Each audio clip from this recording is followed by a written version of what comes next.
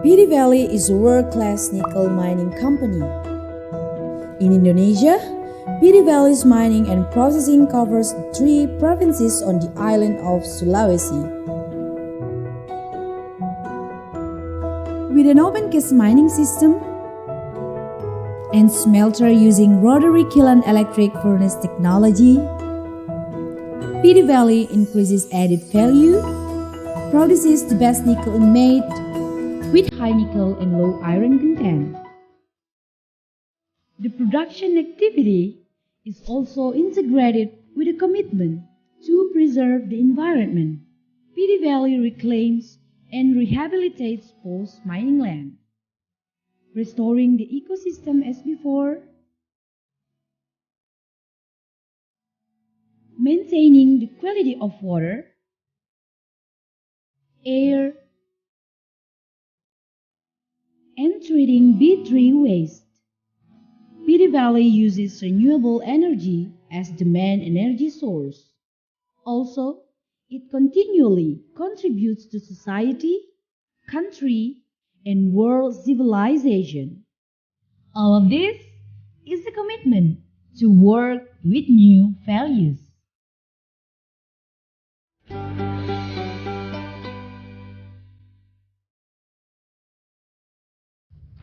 Dua tahun Tribun News Sultra menghadirkan berita informatif, inspiratif, dan aktual.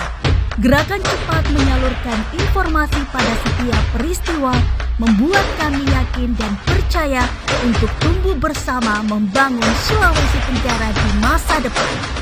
Inilah kami di tahun 2023 dengan harapan baru, semangat membara, terus bertumbuh di bumi Anoa. Saya Sultra, saya bangga. Untuk membahas itu kita tidak usah berlama-lama lagi, langsung saja saya panggilkan narasumber saya yang begitu hebatnya. Tapi saya sebenarnya mau ngomong dikit sama kalian semua. Nanti besok lusa harus banyak perempuan-perempuan Sulawesi Tenggara yang hadir dalam kebijakan setiap pemerintah ya. Karena kenapa? Karena hari ini narasumber saya cowok semua. Jadi kita tidak boleh kalah sama cowok ya. Jangan cuma kita yang menodong pertanyaan, tapi kita harus bergerak juga untuk membentuk pernyataan. Oke, langsung saja saya panggilkan narasumber saya yang pertama. Kalau yang ini mungkin tidak asing ya dalam dunia politik di Sulawesi Tenggara. Segala pernyataannya, pandangannya terkait dengan politik yang ada di Sulawesi Tenggara selalu dikeluarkan melalui platform YouTube The Halo Oleo Institute. Langsung saja saya panggilkan di sini sudah ada Abang Naslim Sarlito Alimin. Tepuk tangan untuk Abang Naslim. Wah, luar biasa semangatnya. Halo Bang. Boleh bebas. Duduk di mana boleh bebas. Jangan, kalau di sana penonton. Hari ini kan kita mau mendengarkan pernyataan dari Bang Naslim. Ada yang sudah nonton YouTube-nya Bang Naslim? Oh, kalian gak doyan politik kali ya? Masa anak Sultra gak doyan politik? Kita lihat banyak kok pelayan-pelayan anak muda yang mau terjun ke dunia politik. Sering-sering ya nanti ya, nonton YouTube-nya Bang Naslim ya, di The Halo Oleo Institute. Dan selanjutnya, karena kita berbicara tentang industri, tentunya kita akan mendapat pandangan dari kebijakan pemerintah mungkin. Dan sudah hadir di sini juga ada Abang Andi Syahrir, selaku Kepala Bidang Pemasaran Dinas Pariwisata Provinsi Sulawesi Tenggara. Halo Abang Andi Syahrir, ya lagi asik ngobrol. Boleh kasih tepuk tangan untuk Bapak Kepala Bidang Pemasaran Dinas Provinsi Pariwisata kita. Halo Pak, silakan dipilih. Mau duduk dekat Bang Naslim boleh? Oke, ternyata dipilih dekat Bang Naslim ya. Nanti kita akan dengar seberapa jauh sih industri promosi pariwisata yang ada di Sulawesi Tenggara ini. Dan juga sangat sangat tidak lengkap rasanya jika kita hanya menghadirkan dari segi pelaku kebijakan ataupun pandangan politiknya, karena pelakunya juga harus hadir di sini. Langsung saja saya panggilkan di sini ada Ketua Komisi 2 DPRD Kota Kendari Rizky Brilian. Wah, anak muda Sulawesi Tenggara juga. Kenapa saya bilang pelaku? Karena Kak Rizky ini juga bergelut dalam bidang industri. Jadi selain dia merupakan seorang politisi, dia juga adalah pelaku industri. Oke, ini dia sudah ada 3. Ada yang tahu narasumber keempat kita siapa? Siapa? Budi Amin Esos. Langsung saja saya panggilkan di sini ada Bang Budi Amin selaku Direktur Eksekutif Kamar Dagang dan Industri Provinsi Sulawesi Tenggara. Oh, jadi lengkap ya. Boleh di sini Bang. Di sini tempat saya. Ini tahta saya. Tidak boleh ada yang menggantikan. Oke, siap. Jadi lengkap semua ya. Kita akan dengar dari segi politiknya seperti apa, dari pelaku usahanya seperti apa. Di sini juga ada DPR-nya, kira-kira kebijakan DPR terhadap industri Sulawesi Tenggara ini seperti apa. Dan juga pastinya ada dari Dinas Pariwisata. Karena kita tahu sendiri kan, Sulawesi Tenggara ini selain memiliki berbagai industri, kita juga punya potensi pariwisata yang luar biasa hebatnya. Dari bapak-bapak inilah, dari kanda-kanda inilah kita akan mendengarkan terkait pernyataannya masing-masing. Tapi sebelum itu saya tanya dulu deh, kabar hari ini seperti apa? Dan gimana perasaannya bisa ikut serta dalam acara ini? Saya dari Bang Naslim dulu. Ya, pakai mic. Ya. Baik, terima kasih. Assalamualaikum warahmatullahi wabarakatuh dan selamat sore. Ini kesempatan yang berbahagia karena biasanya saya di belakang layar. Ada berada di belakang mic, berarti kesempatan hari ini ada di depan publik lah. Tapi ini kesempatan yang baik. Artinya ke depan sebenarnya banyak space, ruang dan kesempatan sebenarnya harus dibuka untuk meningkatkan dialog ini. Karena ini penting untuk meningkatkan pengetahuan masyarakat. Nah, di zaman sekarang ini kan kalau di bidang saya itu politik itu dewasa ke atas. Milenial dan pemula itu jarang yang ngerti tentang politik. Padahal politik ini penting bagi kita semua karena menyangkut pendidikan, pelayanan publik dan macam-macam lah. Potensi sumber daya alam itu kan semua lari ke politik gitu deh. Tapi alhamdulillah saya juga bisa bersama dengan para narasumber yang lain kebanggaan. Terima kasih sudah diundang di tempat ini. Dan apa kabar hari ini? Belum dijawab tadi. Apa itu? Apa kabar? Oh, sorry. Ini terlalu excited, semangat. Alhamdulillah ini kabar yang baik. Saya pribadi dan kita sebenarnya bersyukur karena kalau masih ada pandemi kita tidak bisa sedekat ini. Ya. Kita bersyukur pandemi sudah selesai dan kita sudah harus menatap kehidupan new normal dengan tantangan yang lebih baru. Demikian dari saya. Oke, terima kasih banyak. Dan saya ke Kadis Pariwisata dulu. Bapak Kabir. Bapak Kabir. Promosi pemasaran Dinas Pariwisata. Apa kabar hari ini? Dan bagaimana rasanya bergabung dalam forum ini? Ya, alhamdulillah sore yang cerah ini kabarnya baik. Semoga teman-teman yang lain yang hadir di sini yang berkesempatan bersama kita juga baik-baik, kabarnya baik, bahagia, sehat selalu. Teman-teman narasumber yang lain yang hebat-hebat, saya merasa bangga duduk bersama beliau-beliau ini meskipun baru bertemu muka secara fisik, tetapi kiprahnya sudah kita dengar berseliweran. Karya-karya mereka sudah kita dengar. Saya kira itu dulu. Bentar kita diskusinya. Benar sekali.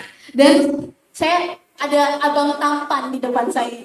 Ada abang Budi Amin selaku Direktur Eksekutif Kamar Dagang Industri Provinsi Sulawesi Tenggara. Bapak apa kabar hari ini? Alhamdulillah baik. Gimana rasanya bisa bergabung dalam forum publik ini?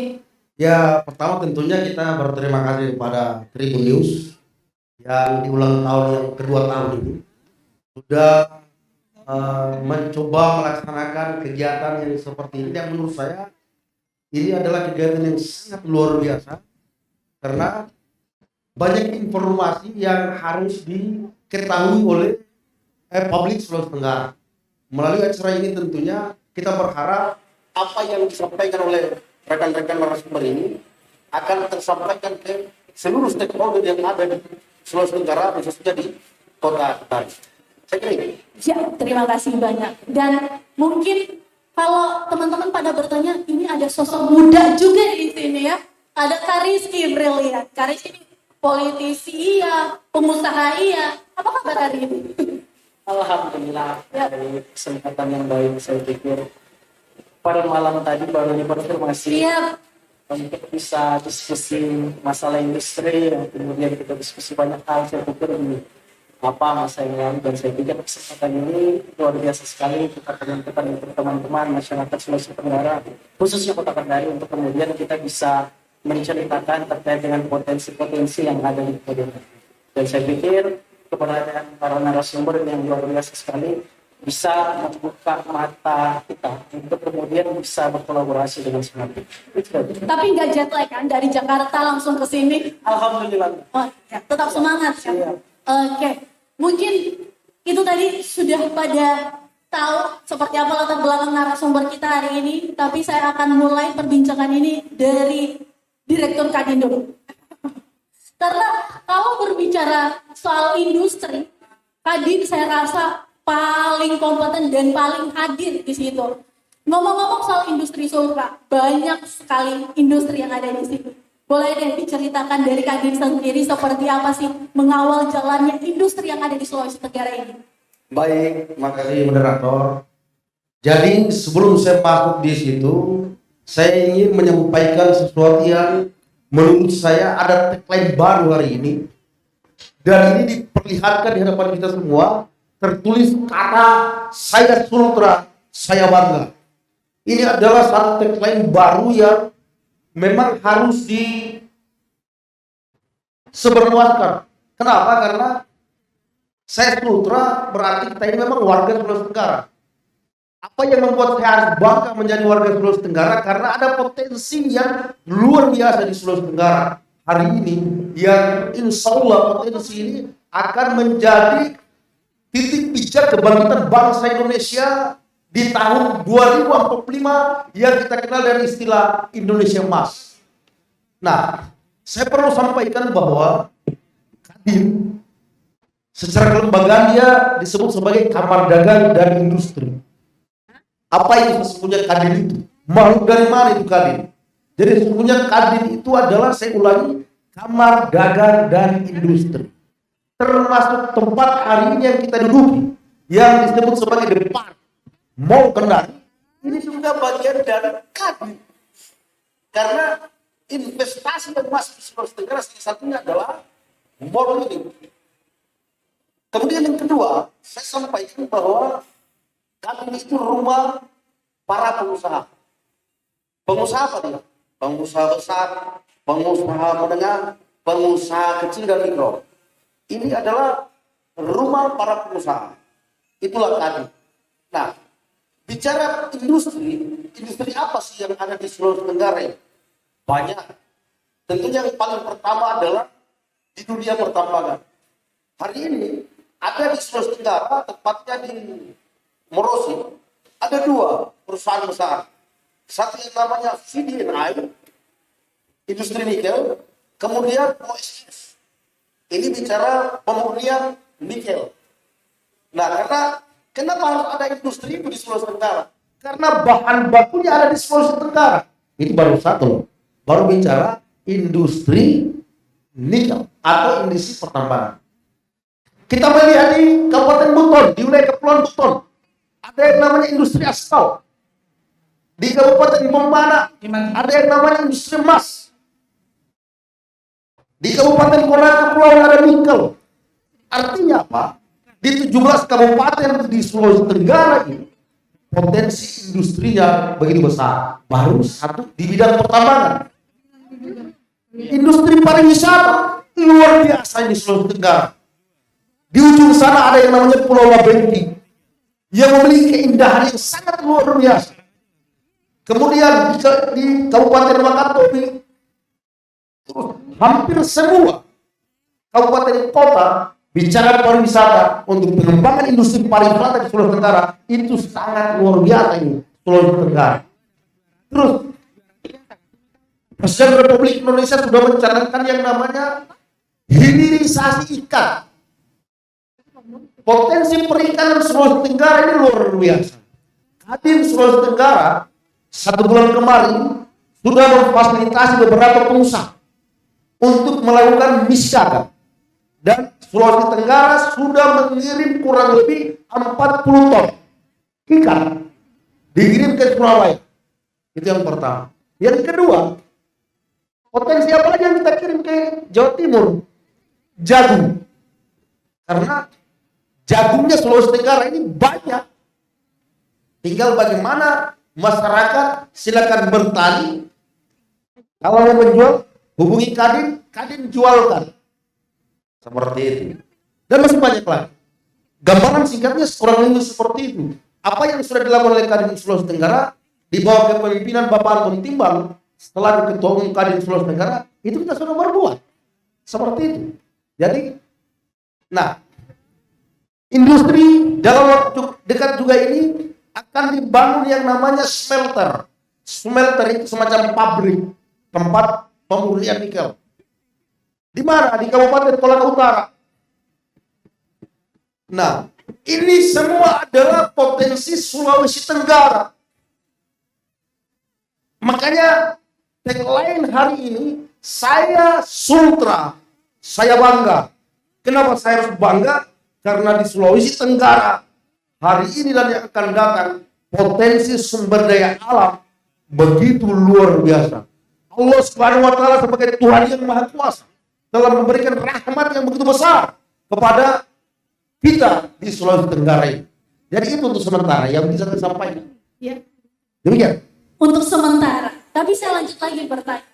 Kita banyak kekayaan industri kita seperti yang Bapak sampaikan luar biasa. Pertambangan ada, pariwisata ada, perikanan ada, perkebunan ada. Lantas bagaimana Kadin mengawal hal tersebut agar seluruhnya merata dan pastinya juga masuk dalam kesejahteraan perekonomian untuk masyarakat di Sulawesi Tenggara? Iya. Bicara pengawalan, Kadin Sulawesi Tenggara di bawah kepemimpinan Bapak Anton Timbang, kami ini mengusung tema lain selama beliau memimpin sebagai Ketua Umum Kadin Sulawesi Tenggara. Mari satukan hati, bangkitkan ekonomi Sulawesi Tenggara. Ini adalah proses pengawalannya. Nah, tentunya apa yang harus dikawal ini? Kolaborasi antara pemerintah, Kadin, pelaku usaha, dan masyarakat. Jadi ada 4 unsur di dalamnya. Yang pertama, pemerintah mau tidak mau, suka atau tidak suka, dia harus semua pimpinan SKPD yang notabene-nya bisa membangkitkan perekonomian, maka Kadin sudah bekerja sama dengan mereka. Ini kita sudah lakukan. Kadin untuk bagaimana peningkatan pendidikan intelektual sumber daya manusia, Kadin Sulawesi Tenggara sudah membuat MOU dengan Universitas Haloleo, dengan Universitas Muhammadiyah Kendari. Ini kita sudah lakukan. Apalagi bicara perhotelan, salah satu hotel yang termegah di Sulawesi Tenggara adalah Hotel Claro misalnya. Itu juga kita sudah membangun kerjasama dengan Kadin. Semuanya, semua aspek yang bisa membangkitkan perekonomian dan kita bisa menyatukan hati kita, Kadin pasti tampil terdepan untuk melakukan itu. Ya, hadir dalam segala segi industri yang ada di Sulawesi Tenggara. Ngomong-ngomong, tadi sempat disinggung terkait dengan potensi pariwisata kita. Ada Labengki, ada Wakatobi, ada apa lagi? Yang kalian tahu? Oh, apa tuh? Apa? Bokori. Ini potensi yang sangat luar biasa keindahannya tentunya. Dan di sini sudah hadir ada dari Dinas Pariwisata, Bapak Kepala Bidang Promosi. Kita ingin tahu seberapa jauh sih, tadi kan kita sudah dengar tuh, seberapa jauh Kadin mengawal segala kebijakan pemerintah untuk industri yang ada di Sulawesi Tenggara. Lantas dari promosi pariwisatanya sendiri, ini seperti apa perkembangan pariwisata yang ada di Sulawesi Tenggara saat ini? Terima kasih Mbak Desi. Jadi kerja-kerja pariwisata itu adalah kerja-kerja yang membuat orang mau jalan-jalan ke tempat kita. Sehingga bagaimana orang tertarik ke tempat kita, tentu saja kita harus berbenah. Kita mengajak orang misalnya ke Bokori, tetapi jalanannya jelek.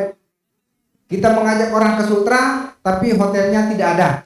Nah, sekarang Kadin sudah begitu bagus dinamikanya, apa saja yang kita butuh, Kadin bisa tampil untuk menyediakannya. Nah, di kami di pariwisata itu banyak hal-hal yang kita coba lakukan. Kemarin kita hendak mempromosikan tenun. Tadi pagi saya barusan mengikuti kegiatan. Kita mempromosikan motif-motif tenun Sultra. Nah, di Jakarta kita sedang mengikuti Indonesia Fashion Week. Ya, jadi seluruh motif-motif kita yang keren-keren itu diperagakan di sana. Itu berlangsung sampai 27 Februari ini. Nah, saya kira kerja-kerja promosi akan terus kita lakukan. Kemudian awal Februari kemarin kita menghadiri pameran ASEAN Tour Forum di Yogyakarta.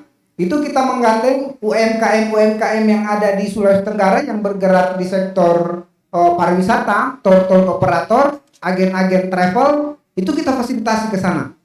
Dia ikut berpameran, langsung menawarkan produk-produk paket wisatanya. Nah, salah satu di antara mereka ada yang berpotensi transaksi mencapai 400 juta. Nah, ini lumayan. Jadi kita mencoba membangkitkan UMKM itu dengan memberdayakan mereka. Jadi kita tampil di ruang-ruang publik tidak hanya sekedar memamerkan keindahan kita, tetapi konkret membawa mereka, ini konkretnya. Silahkan datang ke Sultra, mau kemana, ini sudah ada agen-agen travelnya. Jadi saya kira hal-hal seperti itu yang kita lakukan sekarang. Jadi tidak hanya potensi alamnya saja, keindahan alamnya, tapi juga pergerakan dari UMKM ini turut serta didukung oleh pariwisata. Gitu. Dan kalau boleh tahu sendiri di Dinas Pariwisata sempat tadi disampaikan bahwa ayo datang ke Sulawesi Tenggara. Harga tiket murah nggak ke Sulawesi Tenggara? Saya kira soal harga tiket itu kan kewenangan dari kementerian yang lain, tetapi pesannya adalah kepariwisataan tidak akan bisa dikerjakan oleh instansi yang menangani pariwisata itu sendiri. Dia terintegrasi dengan banyak aspek. Jalanan, hotel itu bukan kewenangan kepariwisataan semua. Oleh karena itu harus kolaborasi. Nah, itu titik pentingnya itu adalah kita harus berkolaborasi. Kalau Mas Menteri bukan sekedar kolaborasi, tetapi kolaborasi. Iya. Nah, seperti itu. Singgung Mas Menteri sedikit nih, karena Sandiaga Uno juga baru-baru datang ke Sulawesi Tenggara, dia sempat menyinggung terkait dengan potensi Sulawesi Tenggara yang memiliki keindahan wisatanya. Kita punya segalanya ada, potensi wisata yang kita punya. Dia sempat menyinggung terkait dengan kesejahteraan dan keadilan ekonomi masyarakat. Bagaimana sih dampaknya pariwisata sendiri untuk kesejahteraan masyarakatnya dan pergerakan dari Dinas Pariwisata sendiri untuk mengawal hal itu? Jadi ini ada hal perspektif baru. Kalau sekarang dulu kita menghitung tingkat kunjungan ke pariwisataan itu berdasarkan jumlah orang. Ternyata orang yang datang banyak juga yang menggembel. Kayak di Bali.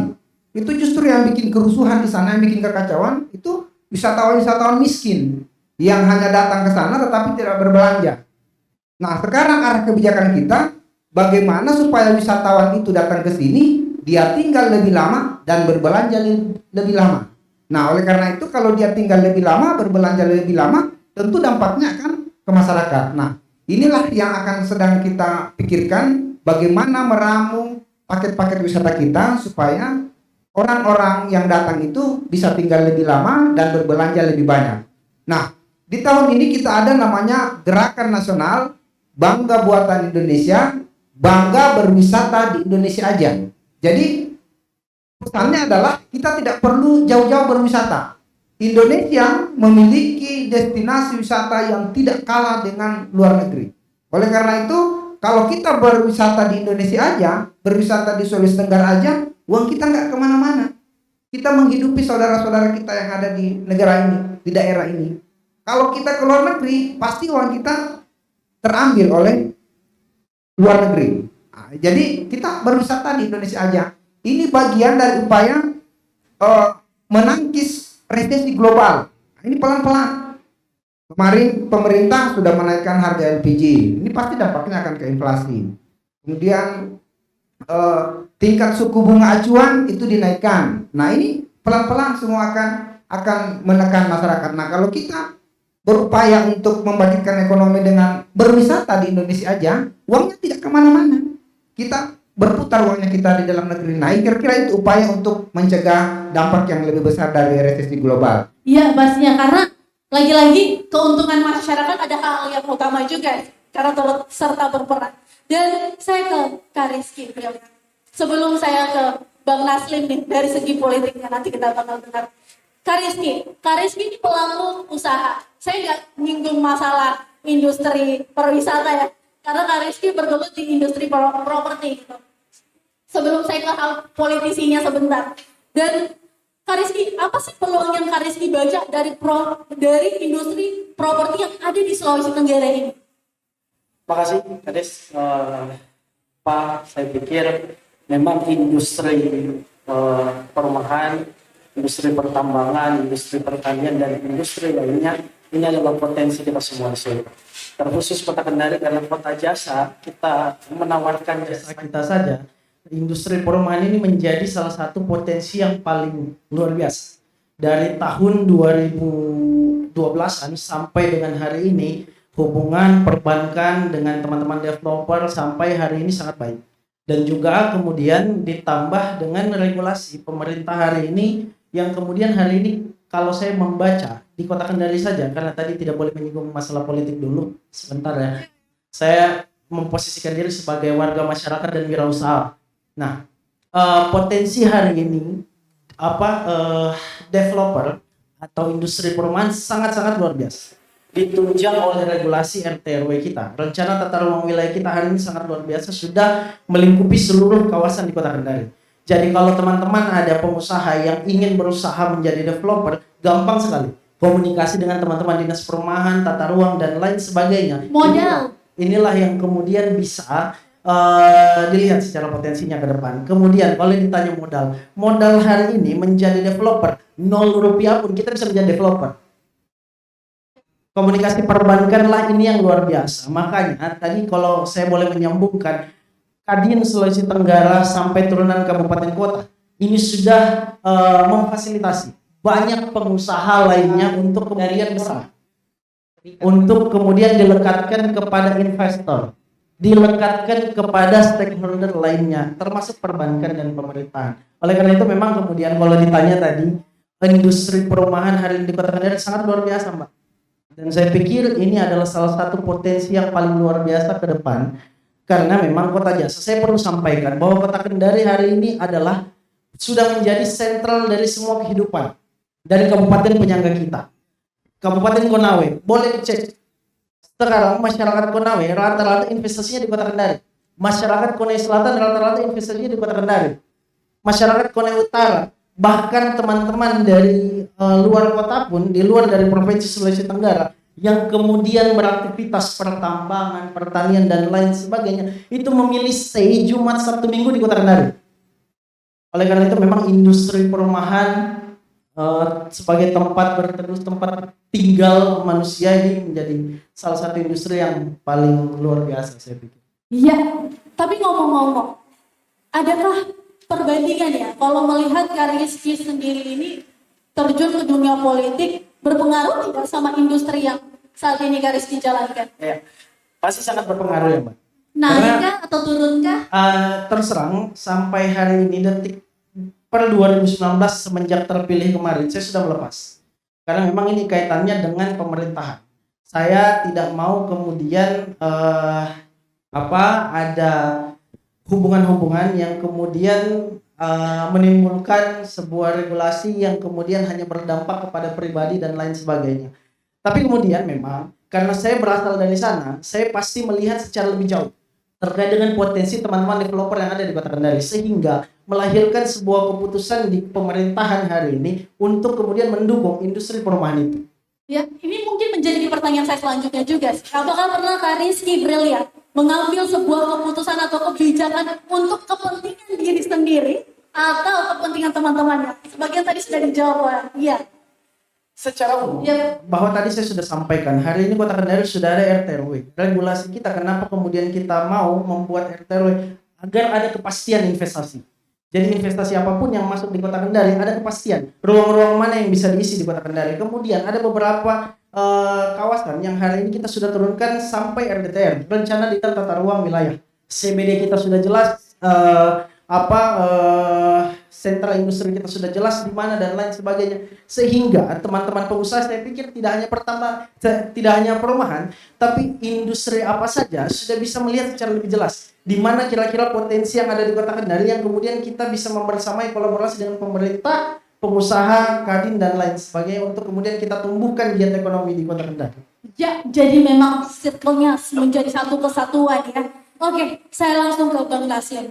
Bang Naslim, tadi sudah mendengarkan bagaimana geliat industri yang ada di Sulawesi Tenggara ini. Kenapa saat ini menjadi fokus kita adalah kita menatap ke depan. Beberapa bulan ke depan kita akan menghadapi pemilu 2024. Dan nuansanya kita sudah rasakan sampai saat ini gitu. Kalian tahu sendiri kan, di mana-mana sudah ada flyer-flyer milih ini, milih itu, politisi ini, politisi itu, yang muda, yang kolonial, banyak banget. Dan melihat potensi ini, apakah orang-orang ini yang nantinya akan membawa visi misi pemilunya nanti ke depan berdampak dan berpengaruh terhadap industri di Sulawesi Tenggara? Baik, jadi kalau Bang di sebelah saya Bang Amin ini di Kadin, ada legislatif, ada pemerintah. Saya kerjanya teropong-teropong gitu kan. Ini kerjanya kayak gimana ini kan? Dan juga sebuah dengan yang ditanyakan sekarang paling ramai itu baliho, spanduk, tagline, macam-macam lah. Nanti kita pusing lihat kelakuan-kelakuan para politisi ini. Tapi itu adalah bagian-bagian dari apresiasi yang ingin mereka tunjukkan gitu kan. Cuma terkait dengan bagaimana nanti industri kita, ini di dekat 2024, Sulawesi Tenggara ini sangat ditentukan dengan kepemimpinan. Karena kepemimpinan bisa membuat visi yang lebih jelas terkait potensi sumber daya itu dimanfaatkan seperti apa. Karena di kita-kita ini, masalah paling krusial itu apa? Lapangan pekerjaan, ya tidak? Pasti. Betul. Dan semua orang itu pasti bilang, dengan potensi sultra ini ada pertambangan, ada pariwisata, pertanian, ini kita sedang menghadapi dilematis. Sultra itu kalau kita lihat 17 kabupaten kota, ini lagi rame-rame bicara masalah tambang. Tapi di kita-kita ini pengetahuan tambang itu hampir ada dikatakan ada ketidakadilan. Nah, pariwisata itu bisa berkembang kalau alamnya bagus, ya enggak? Masalah sekarang kita itu pertambangan ini membuka topsoil, menggali dan macam-macam. Ingin saya informasikan bahwa sejak tahun 2017 Konawe Utara dan Konawe itu tidak lagi memproduksi rumput laut. Sementara industri terbesar di perikanan dan kelautan ini itu berasal dari rumput laut. Sultra itu 11 juta hektar laut. 3.800.000 sekian itu adalah daratan gitu dia. Maka industri yang ke depan sebenarnya harus arahnya ke kelautan. Nah, sekarang kenapa terkait dengan masalah 2024? Nah, kita berharap sebenarnya energi muda seperti Bang Rizky ini bisa menjadi momentum, bisa menjadi inisiator karena yang berani-berani itu yang muda-muda. Nah, kita berharap sebenarnya perpaduan antara kepemimpinan dari legislatif dan eksekutif bisa padu. Terkait dengan masalah itu, saya sangat berharap bahwa kenapa saya dan teman-teman Halo Oleh itu mulai menggalakkan yang namanya edukasi untuk publik, terutama pemilih pemula, karena kita sebagai social control. Dewan tidak akan bisa bekerja dengan maksimal kalau kita juga tidak aware gitu dia. Industri mau didorong sebesar apapun, kalau masyarakatnya pasif, no, itu tidak akan berkembang. Kadin mau cerita begini, kalau masyarakat kita juga belum bisa aware, belum bisa sadar, belum mau untuk berbuat, itu juga tantangan karena 50% sultra itu bermasalah dengan tingkat pendidikan, masih ada di SD dan SMP. Nah, ini yang ke depan kita. Nah, kalau saya ingin ingatkan kita semua, terutama siapapun yang ada di dalam ruangan ini, pilih pemimpin itu jangan karena ada dokunya gitu. Oke lah, ada duit atau apa lagi, silakan lah. Tapi yang menentukan Kota Kendari ini bisa menjadi bang dari 16 kabupaten kota itu adalah kita gitu ya. Sultra itu bisa maju atau tempat kita bisa berkembang dengan pesat kalau tempat ini dikelola oleh orang-orang yang punya kapasitas dan kapabilitas gitu ya. Ya mudah-mudahan kita bisa nyontek Sulawesi Selatan yang tumbuh besar dan berkembang sehingga masalah lapangan pekerjaan ini mau industrinya di pertambangan, perikanan, kelautan, pertanian atau pariwisata kita bisa dilibatkan gitu dia. Itu tantangan-tantangan. Kira-kira demikian. Ya, dan kira-kira jangan dulu disimpan mic-nya, masih ada pertanyaan selanjutnya. Dan kira-kira di pemilu 2024, menurut pandangan Bang Naslim, kalau Bang Naslim kan sering ya pandangan-pandangan mulu nih di channel YouTube gitu. Kira-kira di Tribun News Ultra juga dong, kita minta pandangannya. Kira-kira pemetaan demokrasi nanti di pemilu 2024 di Sultra ini akan seperti apa? Terkait apanya dulu ini? Banyak hal, karena kalau saya nyebut satu bidang takutnya nyentil kemana gitu.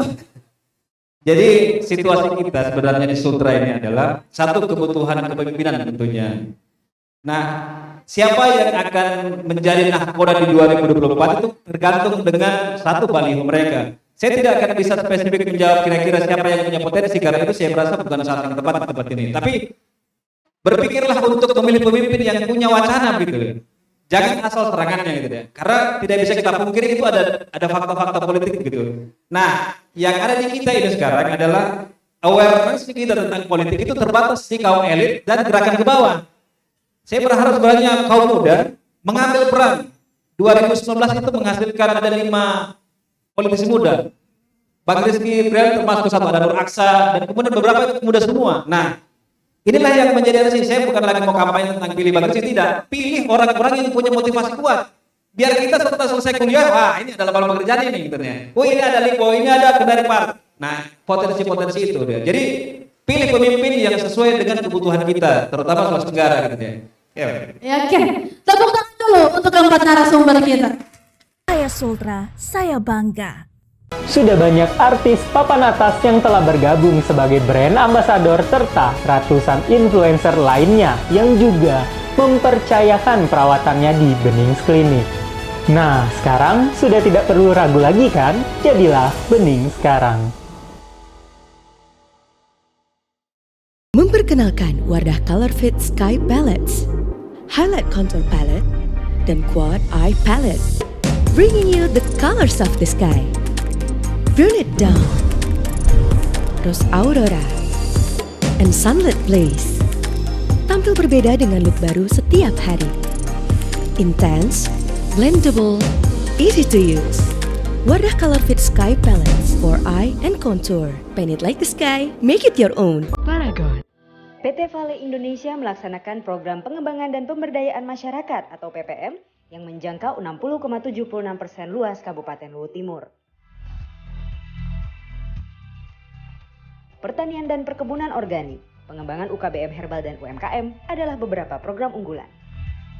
PT Vale hadir untuk meningkatkan kualitas hidup dan membangun masa depan yang lebih baik bersama.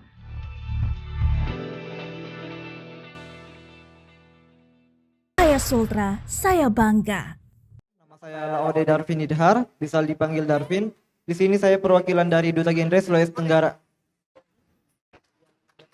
Jadi di sini saya ingin bertanya kepada Bang Naslim dari segi politik dan juga Bang Rizky dari segi kaum milenial mungkin ya. Jadi karena saya salah satu dari kaum milenial, saya itu melihat teman-teman saya itu malas untuk mencari tahu, bahkan malas untuk tahu tentang masalah politik. Bahkan kalau dipikir itu sebutir nasi yang kita makan sehari-hari pun itu berkaitan dengan politik. Jadi pertanyaan saya itu bagaimana Bang Naslim ataupun Bang Rizky untuk mengajak kaum milenial untuk melek terhadap politik. Apalagi kan kita sebentar lagi akan menghadapi yang namanya bonus demografi, yaitu di mana usia produktif lebih banyak daripada usia non produktif. Jadi kita itu betul-betul harus memanfaatkan sumber daya manusia yang ada. Mungkin sekian pertanyaan dari saya. Wassalamualaikum warahmatullahi wabarakatuh. Jelas sekali ya pertanyaannya. Mungkin ini dari segi promosi ya. Kira-kira bagaimana sih menggait para milenial ini untuk misalkan memilih Bang Rizky kalau maju lagi gitu ya. Mungkin seperti itu singkatnya. Langsung jawab ya. Langsung jawab. Jadi memang posisi milenial hari ini kalau saya bilang Gen Z ya. Generasi Z sampai dengan milenial ini menjadi potensi yang baru di 2024. Bahkan kalau saya tidak salah di 2029 pun posisi-posisi strategis ini akan dikelola kalau kemudian teman-teman milenial sudah siap untuk mengelola potensi-potensi yang strategis tersebut.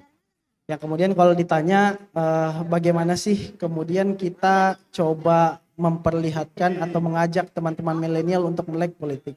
Perlu saya sampaikan kepada teman-teman bahwa politik ini adalah sumber kehidupan. Saya berkali-kali menyampaikan ini kepada teman-teman pemerintah. Birokrasi jalan karena ada sistem, politik jalan karena ada kehidupan. Kita jalan ada kehidupan yang coba kita perjuangkan di dalam sana. Karena kalau saya mau bilang secara politik, ketika kehidupan ini kita tidak perjuangkan, maka tidak akan ada panggung berikutnya untuk kita. Nah, bonus demografi kita per data BPS kemarin sangat-sangat luar biasa di tahun yang akan datang. Bahkan sampai di 40% bonus demografi kita akan bertambah. Hari ini Kota Kendari dari tahun 2018 masyarakatnya 290 sekian ribu, hari ini bertambah 345 sekian ribu. Dan ini bonusnya dari mana? Dari perpindahan antara DKI, teman-teman masyarakat DKI, kabupaten lain dan lain sebagainya yang kemudian bertempat tinggal di sini. Bonus demografinya di mana? Mereka akan memindahkan teman-teman anak-anaknya, kemudian teman-teman kabupaten lain akan beraktivitas di Kota Kendari dan lain sebagainya. Dan memang ini menjadi salah satu potensi kekuatan harusnya. Yang kemudian kalau kita kelola secara baik, tadi kalau saya boleh pinjam dari kalimat Bang Naslim, hari ini pemerintahan daerah, legislatif dan pemerintah Kota Kendari tidak bisa akselerasi 100% tanpa ada tambahan informasi dari masyarakat. Informasi apa yang kita harapkan dari masyarakat? Dari teman-teman aktivis, berasal dari kampus, teman-teman milenial, yang kemudian merasakan langsung dampak dari kebijakan pemerintah daerah. Pemerintah provinsi, kabupaten kota dan lain sebagainya. Yang kalau saya mau bilang bagaimana caranya kita menggait, ini kembali dari hati kita semua. Bahwa harus saya bilang hari ini, pemerintahan selanjutnya, kebijakan selanjutnya, kehidupan selanjutnya itu berasal dari keputusan hari ini. Keputusan hari inilah yang kemudian kita akan rasakan di kemudian hari. Siapa yang akan merasakan di kemudian hari? Kita-kita ini, teman-teman milenial, teman-teman generasi Z. Yang 2029 nanti akan terjadi bonus demografi besar-besaran lagi. Kalau semua ini kita bisa kelola, membuka posisi-posisi strategis ini semua yang kemudian muaranya kepada kebijakan politik. Satu yang saya harus bilang, hari ini lapangan pekerjaan susah karena kebijakan politik kita, posisi diplomasi kita kurang. Tadi kalau saya pinjam lagi kalimatnya Bang Naslim, bahwa persoalan IUP, izin dan lain sebagainya ini pemerintah pusat. Tapi kemudian kita punya kendali KRK di sini. Kita punya kendali tata ruang di kabupaten kota dan provinsi. Yang kemudian saya pikir ini bisa menambah kekuatan kita untuk berdiplomasi ke depannya.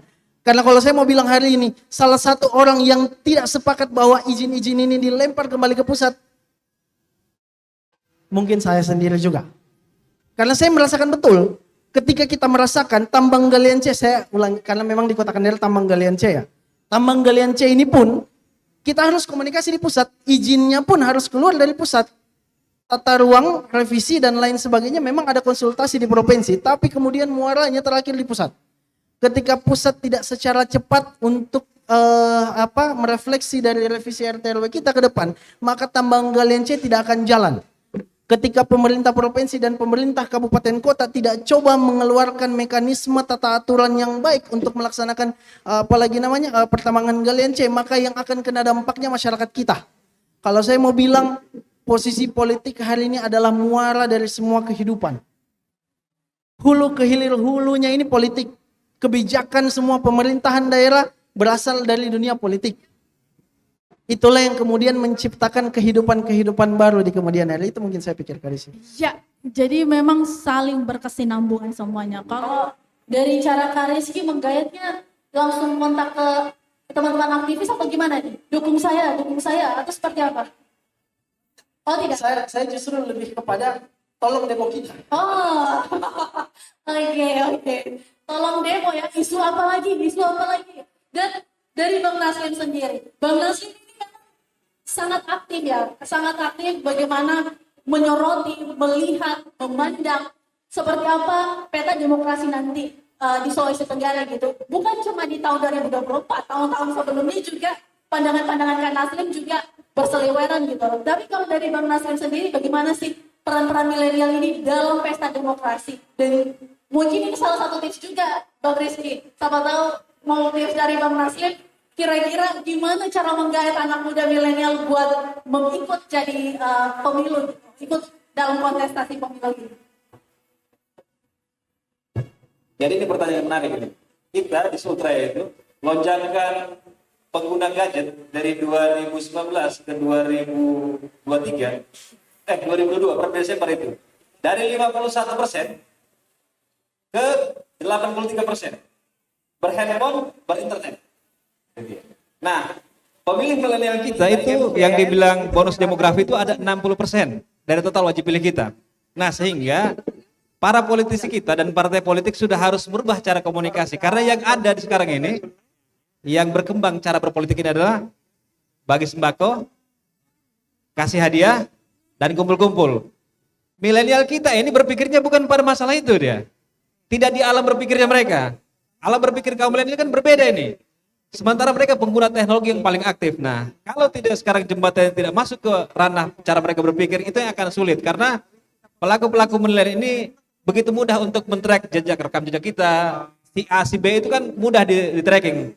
Tapi pertanyaannya adalah, mereka tidak bisa dijadikan subjek kampanye. Karena mereka itu cuma jadikan subjek. Mereka bukan pelaku politik. Nah, harusnya partai politik dan politisi menjadikan mereka itu subjek, pelaku dengan kegiatannya. Ini kan sebenarnya bagaimana mengentertain mereka, istilah di kami itu dia. Sehingga mereka turut mengambil keputusan kebijakan dalam hal-hal yang berbau politik. Nah, itu pasti saya yakin kaum milenial kita akan terlibat dan akan ikut. Yang gitu. Muda yang bergerak ya. Itu tagline-nya siapa yang muda yang bergerak? Oke, baik, luar biasa. Tepuk tangan dulu untuk penaras kita. Saya dari Pak Kadin dulu aja, Pak Kadin. Boleh nanya lagi, Pak? Boleh ya? Jawab dulu chatnya mungkin. Boleh ya? Boleh. Oke. Pak Kadin, mungkin ini adalah pertanyaan terakhir juga. Karena kita di ulur waktu, kita membahas industri luar biasa. Kita mungkin membutuhkan waktu sampai berminggu-minggu untuk menuntaskan segala permasalahan yang ada, segala hal yang ada di Sulawesi Tenggara ini. Satu yang menjadi catatan saya tadi dari awal, industri Sulawesi Tenggara luar biasa. Tadi sempat mengutip juga tagline dari Seribu News Sultra, saya bangga. Ini menjadi hal dan poin kita bahwa ternyata di Sulawesi Tenggara bukan hanya kekayaan sumber daya alamnya saja, potensi sumber daya manusianya juga harus perlu digenjot untuk bisa menjadikan kita sebagai manusia yang berkualitas gitu. Kalau dari Pak Direktur Kadin nih menjawab tantangan-tantangan yang terjadi nanti di masa depan, apalagi sempat tadi disinggung Indonesia Emas 2045, kira-kira nanti bakal seperti apa Kadin? Ini luar biasa pertanyaannya. Tantangan yang akan kita hadapi ke depan dan apa yang harus kita siapkan. Kan begitu? Begitu ya pertanyaannya? Iya. Tentunya yang paling pertama yang harus kita siapkan adalah mental kita. Karena kita akan hidup di zaman yang bukan seperti ini. 45 tahun artinya 2045, ini kan 2023, 20 tahun ke depan ya. Saya menginjakan kaki di kota Kendari ini tahun 1996. Wajahnya kota Kendari ini 20 tahun yang lalu ini sangat jauh ketinggalan. Ini 20 tahun kemudian luar biasa kita saksikan wajah kota Kendari. 20 tahun yang lalu hotel yang paling mega di kota Kendari ini namanya Hotel Aden. Hari ini Hotel Aden itu jadi apa? Jadi masjid. Betul tidak nih? Iya kan? Di depannya KONI itu, Stadion Laki Dende, bahwa ada perubahan yang harus kita siapkan. Apa itu? Pertama, potensi sumber daya manusia. Karena industri potensi sumber daya alam yang ada di Sulawesi Tenggara, termasuk persoalan nikel, itu 60 tahun yang akan datang belum habis. Aspal yang ada di Kabupaten Buton, ratusan tahun ke depan itu tidak akan habis. Karena begitu besar karunia alam yang diberikan oleh Allah Subhanahu wa Ta'ala kepada Sulawesi Tenggara. Pertanyaan kemudian, ini tantangan yang harus kita jawab. Kalau hanya kita duduk saja, tidak belajar, tidak menyesuaikan dengan zaman yang ada, pasti ketinggalan lah. Seperti itu.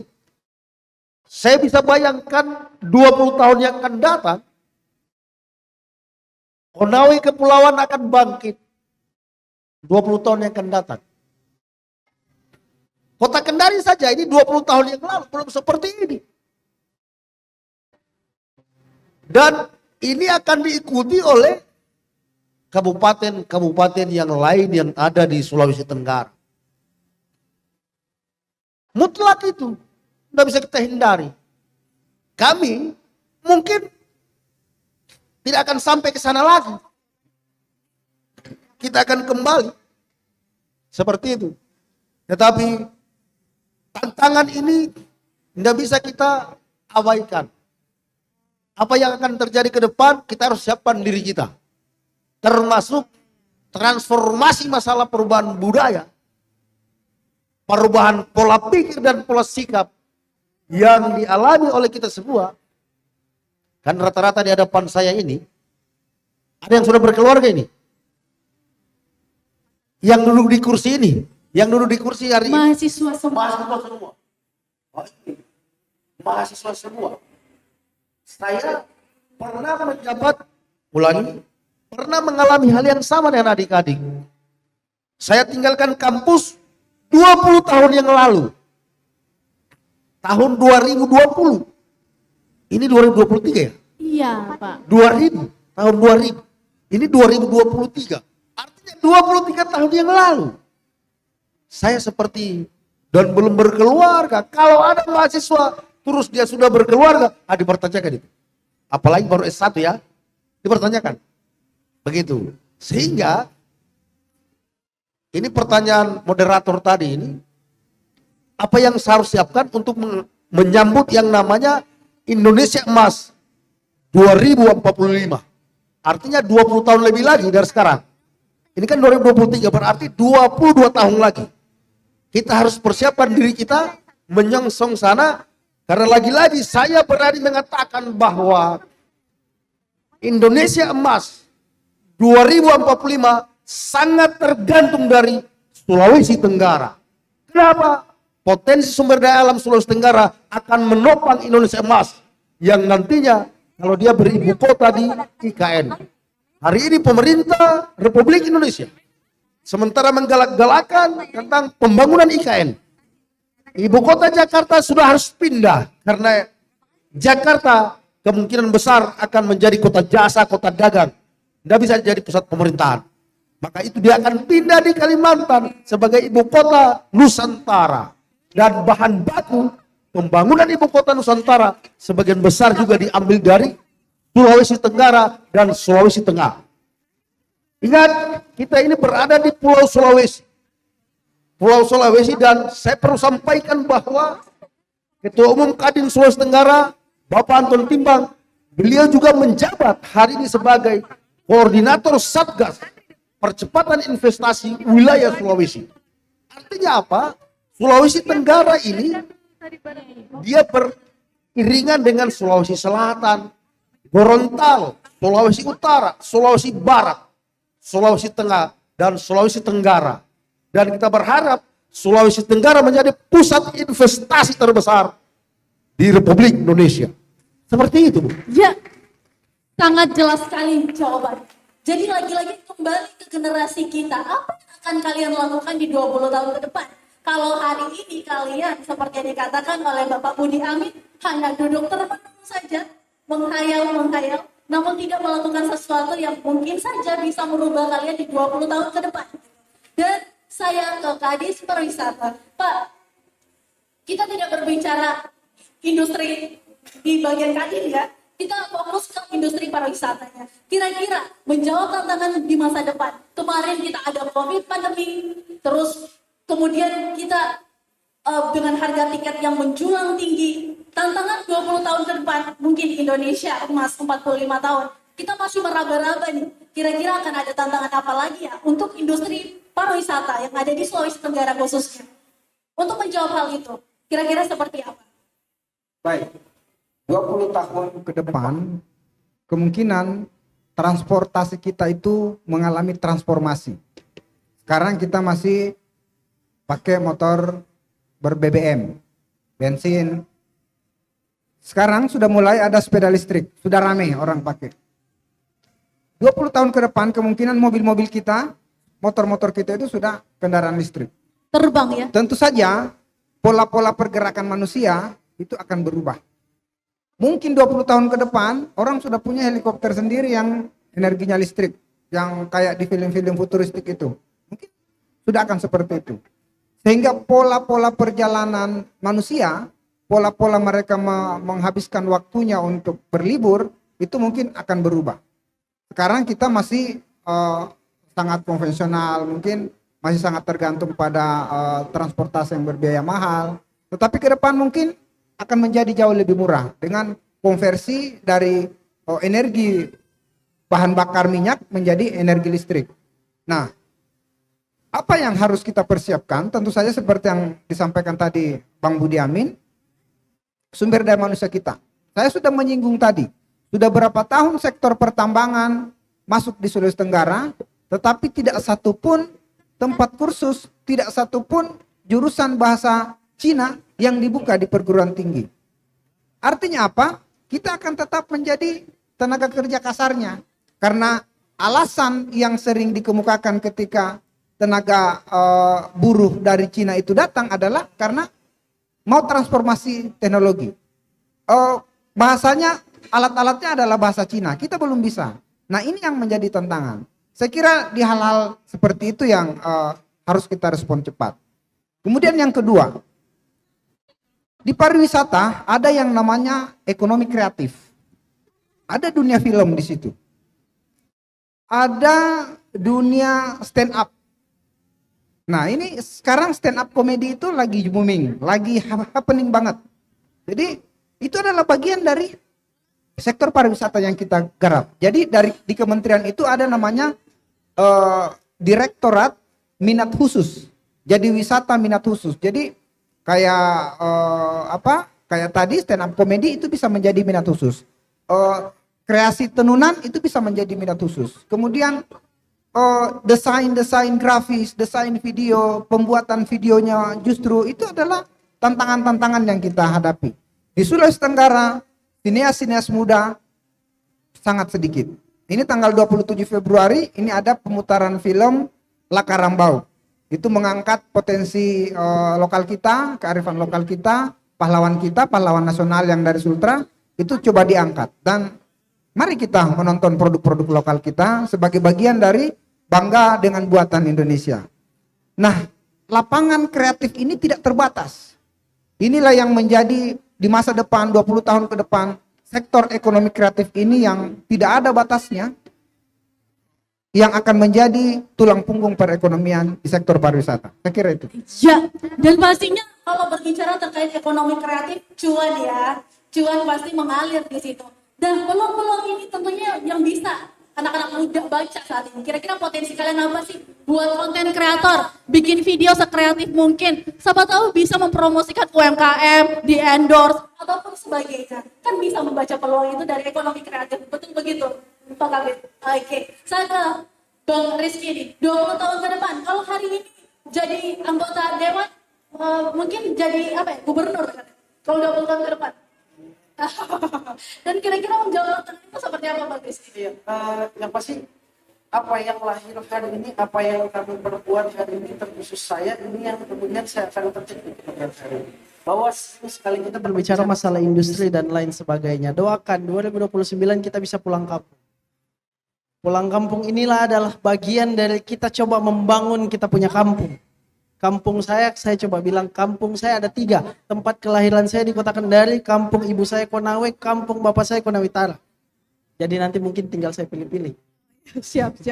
Dan di 20 tahun yang akan datang, hasil pemikiran inilah yang akan kita bawa untuk Sultra, untuk kemudian kita bangun Sultra dari kabupaten, kota, desa, sampai kemudian bisa memperkenalkan Sultra menjadi, kalau tadi dibilang Indonesia Emas, kita akan memperkenalkan Sultra menjadi Sultra yang maju, Sultra yang mandiri, Sultra yang mampu untuk membuat masyarakatnya sejahtera.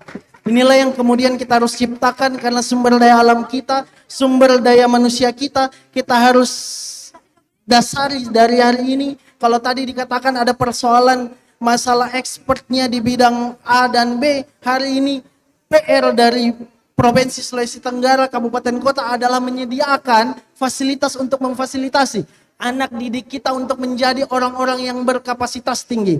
Artinya apa? Kita punya sumber daya alam, tapi kemudian kita tidak punya kampus-kampus yang representatif untuk menciptakan anak didik bangsa masyarakat Sulawesi Tenggara menjadi siap untuk sumber daya alam Sulawesi Tenggara. Tidak ada kampus fakultas pertambangan kita. Tidak ada hal-hal, saya pikir ini menjadi PR teman-teman Kadin, teman-teman Provinsi Sulawesi Tenggara, dan juga menjadi PR kita di Kota Kendari. Dan insya Allah ketika ini semua sudah ada dari sisi pendidikan, fasilitas, pemerintahnya aware dengan keadaan masyarakatnya, Sultra bisa bangkit di kemudian hari dan di tangan masyarakat Sultra. Itu bukan visi misi 2024, bukan? Bukan ya? Bukan. Oke, saya politiknya dulu deh.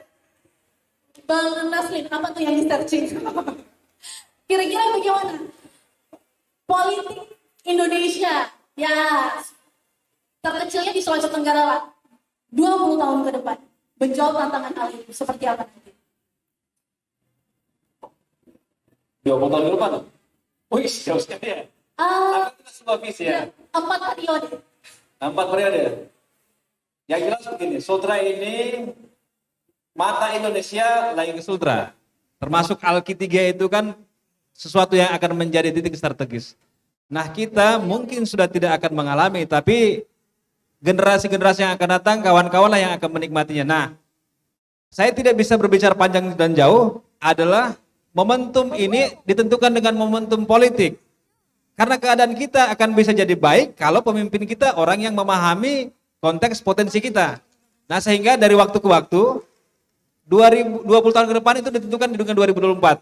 Ya, pilihlah orang-orang yang punya kompetensi, baik itu di level presiden, anggota DPR, pusat, provinsi, dan daerah. Kira-kira seperti itu. Iya, jadi lagi-lagi.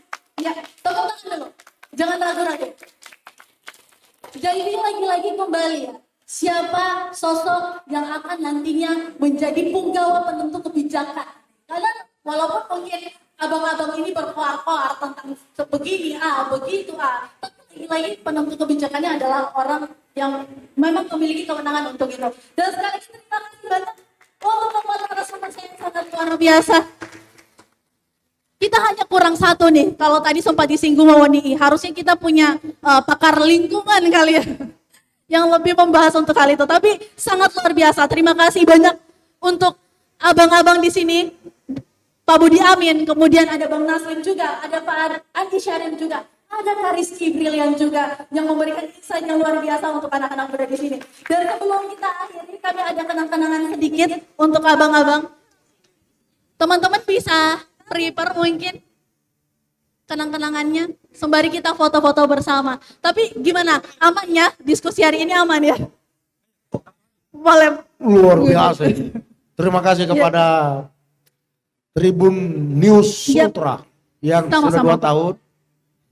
Ini luar biasa kegiatan kita pada hari ini. Dan kepada adik-adik mahasiswa, jangan pernah ragu untuk berbuat. Silakan berkreatif. Kreativitasnya silakan ditingkatkan, inovatif. Ya seperti untuk menjawab 20 tahun yang 20 tahun lagi. Kadin siap memfasilitasi. Terkait apa saja? Terkait apa saja ya?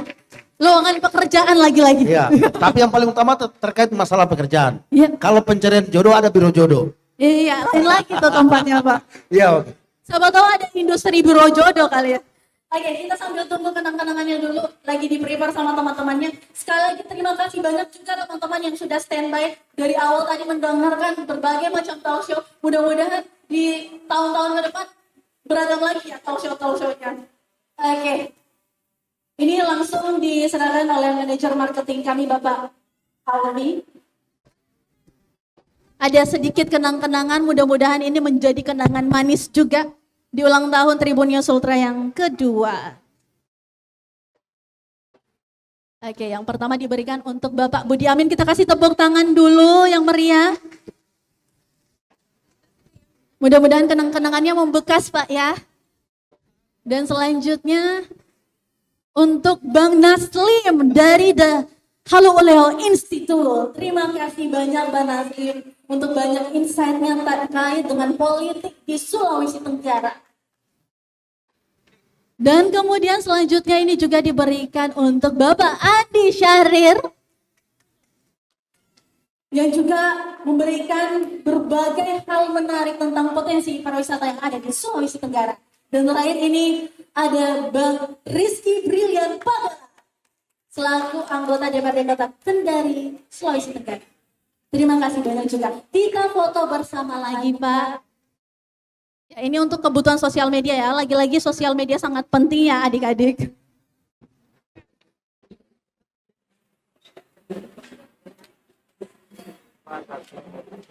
Oke. Salam Tribun. Standby 1, 2, ya sekali. Oke, sekali lagi terima kasih banyak Pak atas waktunya. Terima kasih banyak Bapak Budi Armin. Terima kasih banyak Bang Naslim. Terima kasih banyak Kak Rizky. Sampai ketemu lagi kita. Terima kasih banyak Bapak Andi Syahrir. Dan sekali lagi saya akhiri sesi talk kali ini. Saya Desi Triana pamit undur diri. Sampai jumpa di Tribun Corner selanjutnya. Assalamualaikum warahmatullahi wabarakatuh. Bidi Valley is a world-class nickel mining company. In Indonesia, Bidi Valley's mining and processing covers 3 provinces on the island of Sulawesi. With an open-cast mining system and smelter using rotary kiln electric furnace technology, Bidi Valley increases added value, produces the best nickel made with high nickel and low iron content.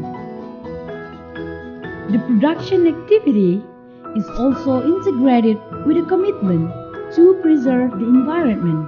Bidi Valley reclaims and rehabilitates post-mining land, restoring the ecosystem as before, maintaining the quality of water, air, and treating B3 waste. Bidi Valley uses renewable energy as the main energy source. Also, it continually contributes to society, country, and world civilization. All of this is a commitment to work with new values.